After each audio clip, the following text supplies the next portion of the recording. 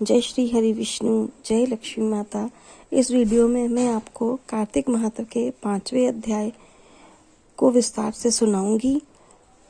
इससे पहले के वीडियो में मैंने आपको 1 से लेकर 4 तक के जितने भी अध्याय हैं उसके ऊपर मैंने वीडियो बनाया है। यदि आपको वीडियो पसंद आते हैं तो इसे लाइक, शेयर और सब्सक्राइब करिएगा। राधे राधे। 5वां अध्याय।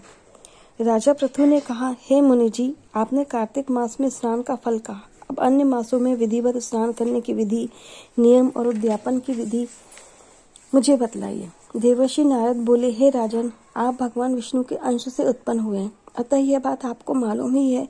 फिर भी मैं आपको यथोचित विधान बतलाता हूँ, ध्यान से सुनिए।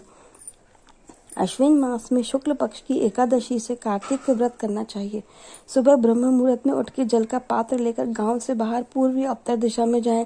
दिन में अथवा शाम को कान पर जनेऊ चढ़ाकर पृथ्वी पर घास बिछा के सिर को कपड़े से ढककर मुंह को बलपूर्वक भली भांति बंद करके थूक व सांस को रोककर मल व मूत्र का त्याग करने के पश्चात मिट्टी व जल से भली भांति अपने गुप्तांगों को धोएं।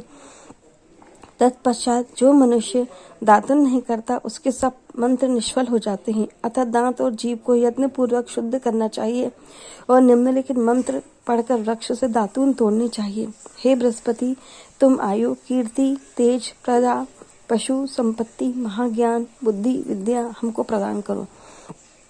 यह मंत्र पढ़कर दूध वाले वृक्ष पर से 12 अंगुल की दातुन तोड़कर करें। व्रत या श्राद्ध के दिन दातुन नहीं करने चाहिए। प्रतिपदा, अमावस्या, नवमी, छठी, रविवार को चंद्र तथा सूर्य ग्रहण में दातुन करने चाहिए। कटेले पेड़ों, कपास, पीपल, बरगद और निर्गंध पेड़ों की दातुन करनी चाहिए। तत्पश्चात भली भांति स्नान करके फूल माला, चंदन और पान इत्यादि की पूजा की सामग्री लेकर प्रसन्न मन व भक्ति पूर्वक भगवान शंकर के मंदिर में जाना चाहिए। वहां सभी देवी देवताओं का अर्घ्य, आचमनी आदि वस्तुओं से अलग अलग पूजन करना चाहिए। प्रार्थना एवं प्रणाम करना चाहिए। फिर भक्तों के स्वर में स्वर मिलाकर श्री हरि का कीर्तन करने आए हो माला, चंदुल, तांबुल आदि से उनका पूजन करना चाहिए, क्योंकि देव स्थानों भगवत कीर्तन करने वालों भी साक्षात भगवान विष्णु की ही मूर्ति होते हैं। ये लोग सतयुग में विष्णु जी को अपनी तपस्या, योग और दान द्वारा भगवान को प्रसन्न करते थे, मगर कलयुग में भगवत गुणगान ही भगवान श्री हरि को प्रसन्न करने का प्रधान साधन माना गया है। नारद जी ने राजा पृथु से कहा, हे राजन, मैंने एक बार भगवान से पूछा, हे प्रभु, आप अधिकतर कहाँ रहते हो? यह सुनकर भगवान ने कहा, हे नारद, मैं वैकुंठ अथवा योगियों के हृदय में भी नहीं रहता, अपितु जहाँ मेरे भक्त मेरा कीर्तन करते हैं वहां मैं अवश्य रहता हूँ। जो मनुष्य चंदन माला आदि से मेरे भक्तों का पूजन करते हैं उनसे मेरी ऐसी प्रीति होती है जैसे कि मेरे पूजन से भी नहीं हो सकती। शिरीष, धतूरा, गिरजा, चमेली, केसर और कंदार तथा कटहल के फूलों व अक्षतों से भगवान विष्णु की पूजा नहीं करनी चाहिए। अड़हल, कंद, गिरीश, जूही, मालती और केवड़ा के पुष्पों से भगवान शंकर की पूजा नहीं करनी चाहिए। लक्ष्मी के इच्छुक पुरुषों को तुलसी पत्र से सूर्य नारायण की पूजा नहीं करनी चाहिए। जिन देवताओं की पूजा में जो फूल निर्दिष्ट हैं उन्हीं से उनका पूजन करना चाहिए।